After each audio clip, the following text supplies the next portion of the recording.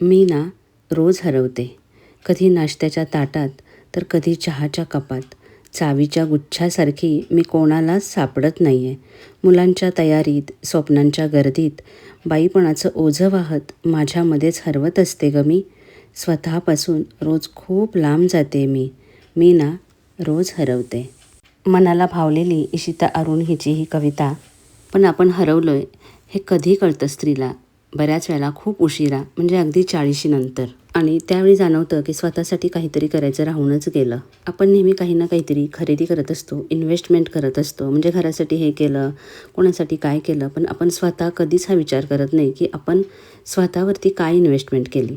म्हणजे सोनं, पैसे या व्यतिरिक्तसुद्धा स्वतःवरती काही इन्व्हेस्टमेंट करायची असते.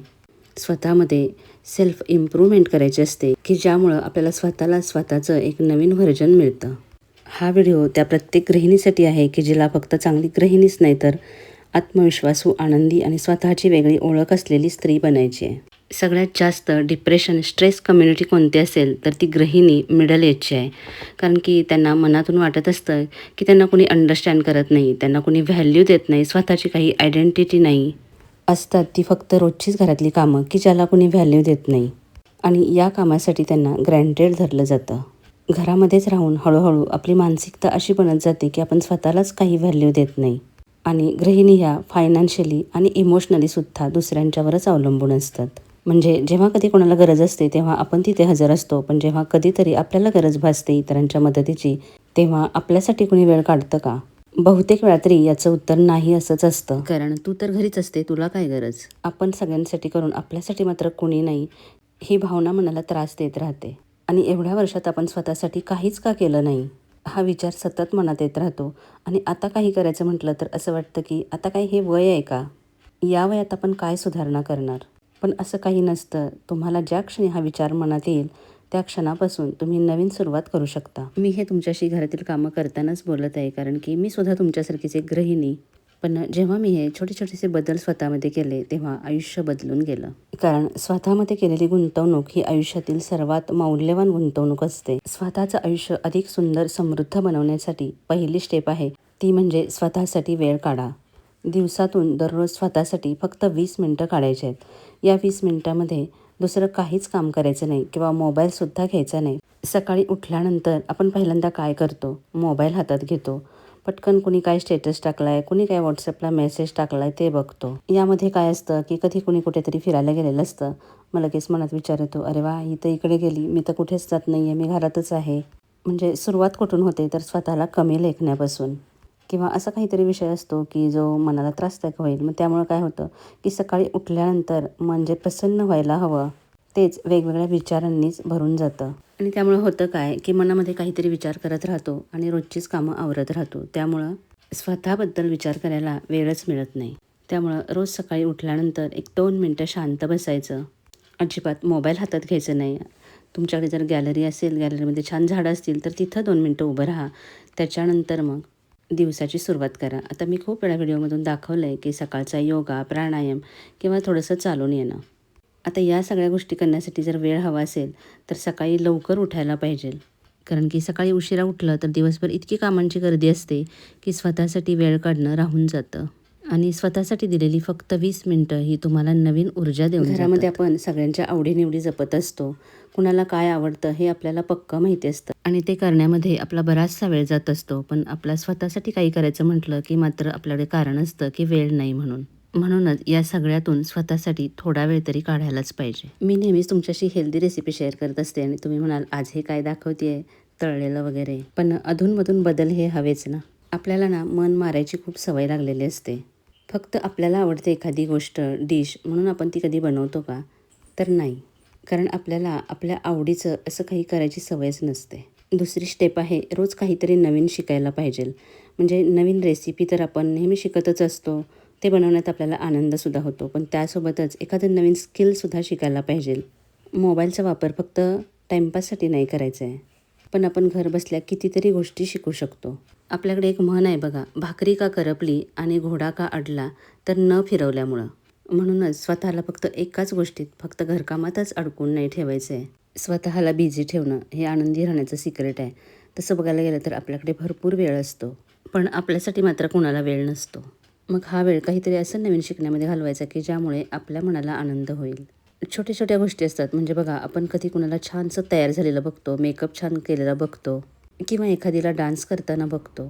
मनातून वाटत असतं की हे असं आपण पण काहीतरी करायला पाहिजे.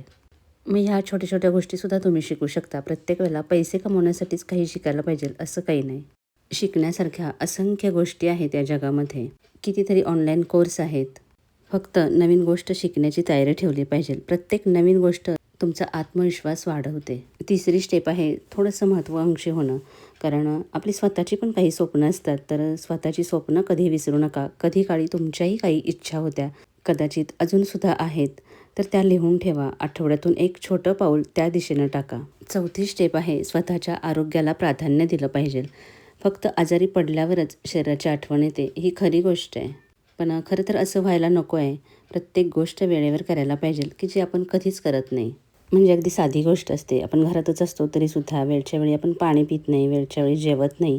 स्वतःला हायड्रेटेड ठेवलं पाहिजे किंवा रोज थोडासा तरी व्यायाम करायला पाहिजे. पण आपण दुर्लक्ष करतो, कंटाळा करतो.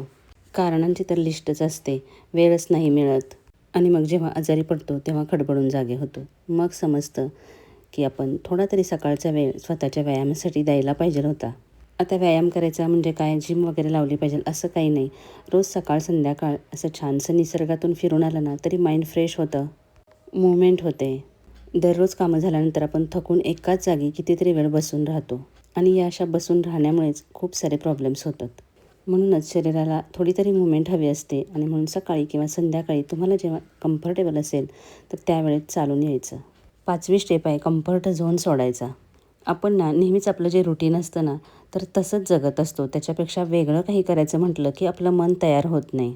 नको ते कशाला उगीच. म्हणजे कुठे फिरायला जायचं असेल, साधं चालायला जरी जायचं असलं तरीसुद्धा आपल्याला कोणतरी सोबत लागतं किंवा एखादा क्लास जॉईन करायचा असेल, योगाला जायचं असेल, झुंबाला जायचं असेल तरीसुद्धा आपल्याला मैत्रीण असावी असं वाटतं. असेल सोबत तर चांगलंच आहे. मैत्रिणीमुळं आपलं आयुष्य आनंदी होतं. पण नसेल सोबत तर आपण ती गोष्ट करायचीच टाळतो. त्यामुळं काय होतं की सगळं आयुष्य थांबल्यासारखं वाटतं कारण आपण नवीन काहीच करत नाही. म्हणूनच कम्फर्ट झोन सोडायचा. आता मी हे काय दाखवते तर ही एक नर्सरी आहे. खरं सांगायचं तर हे एक मोठं हॉटेल आहे पण बाहेर नर्सरी आहे. इतकं सुंदर त्याने हे सगळं मेंटेन केलं आहे. बघितलं किती सुंदर गार्डन आहे. कोणतं झाड इथं नाही असं नाही. तर इथलीच बघा ही खाऊची पानं आहेत त्यांच्याच बागेतली. तर त्यांनी हे असं ठेवलेलं होतं. तर या पानांना मध लावायचा, त्याच्यावरती बडीशेप टाकायची आणि लवंग 1-2 टाकायच्या. किती छान आयडिया आहे ना. खरं तर ही खाऊची पानं असतात तर ती पौष्टिक असतात. इथून मला ही घरामध्ये सुद्धा लावायची आयडिया आली. तर असं आपलं रुटीन सोडून जेव्हा आपण बाहेरच्या जगात जातो ना तेव्हा आपोआपच नवीन नवीन गोष्टी शिकायला मिळतात. नवीन लोकांना आपण भेटतो, नवीन गोष्टी समजतात आणि माइंड फ्रेश होतं. 6वी गोष्ट म्हणजे तुमचं वय कितीही असू देत, थोडंसं स्वतःचा मेकओव्हर केला पाहिजे. म्हणजे स्वतःच्या ड्रेसिंग सेन्समध्ये किंवा किंवा लूकमध्ये थोडंसं जरी चेंज केला ना तरी आपणच स्वतःला खूप वेगळे वाटायला लागतो. स्वतःलाच आपण आवडायला लागतो. रोजच्या सरधोपट आयुष्यापेक्षा थोडेसे बदल केले ना तर आपलं आयुष्य बोरिंग न राहता इंटरेस्टिंग होतं. अगदी घरातीलच बघा ना, घरातील आपलं फर्निचर आहे त्याची जागा जरी बदलली तरी आपलंच घर आपल्याला थोडंसं नवीन दिसतं ना. तसंच असतं. आपलं घर सुंदर दिसण्यासाठी आपण प्रयत्न करत असतो. पण कधी आपण स्वतःकडे आरशात बघतो का? आपण आधी कसे होतो आणि आता कसे झाले आहोत? आणि हा एवढा चेंज आपल्यामध्ये कधी झाला आपल्याला सुद्धा कळत नाही. हेअरस्टाईलमध्ये केलेला थोडासा बदल, आउटफिटमध्ये केलेला थोडासा बदल तुम्हाला स्वतःलाच फ्रेशनेस देऊन जातो. त्यामुळं मी आहे तशीच बरी आहे. आता मी काही स्वतःमध्ये चेंज करणार नाही. ही मानसिकता सोडून द्या. सगळ्यात महत्त्वाची गोष्ट तुलना करू नका. प्रत्येकाचं आयुष्य वेगळं आहे. सोशल मीडियावर दिसणारं आयुष्य हे संपूर्ण सत्य कधीच नसतं. त्यामुळं स्वतःची तुलना दुसऱ्यांशी नाही तर स्वतःशीच करा. स्वतःची ओळख जपा. तुम्ही आई आहात, पत्नी आहात, सून आहात पण त्यासोबतच तुम्ही सुद्धा आहात. तर ती ओळख जपा. सेल्फ इम्प्रूव्हमेंट हा एक दिवसाचा प्रवास नाही तर तो रोजच्या छोट्या सवयींनी घडतो. आज एक पाऊल टाका, उद्या अजून एक. काही महिन्यांनी जेव्हा मागे वळून बघाल ना तेव्हा तुम्हालाच तुमच्यातला हा सुंदर बदल जाणवेल. स्वतःमध्ये केलेली गुंतवणूक कधीच वाया जात नाही. व्हिडिओ कसा वाटला नक्की कमेंट करून सांगा. जाता जाता नेहमीप्रमाणे लाईक करायला विसरू नका. व्हिडिओला आपल्या हाईप करा, मैत्रिणींसोबत शेअर करा. सबस्क्राईब केलं नसेल तर प्लीज करा.